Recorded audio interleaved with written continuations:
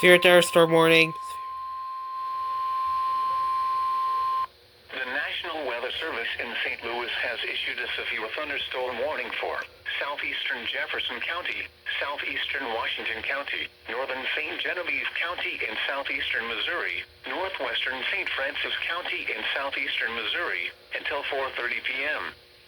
At 3:45 p.m., a severe thunderstorm was located over Potosi, moving east at 60 miles per hour. Expected hazards include 60 miles per hour wind gusts and quarter-size hail. This is a radar-indicated threat. The following impacts are expected. Hail damage to vehicles is expected. Expect wind damage to roofs, siding, and trees. Locations impacted include Bond Terrace, Deloach, St. Genevieve, Potosi, Leadwood, Park Hills, Bloomsdale, Irondale, Mineral Point, Rocky Ridge, Weingarten, Old Mines, French Village, Vales Mill, Franklin, Blackwell, and Cadet.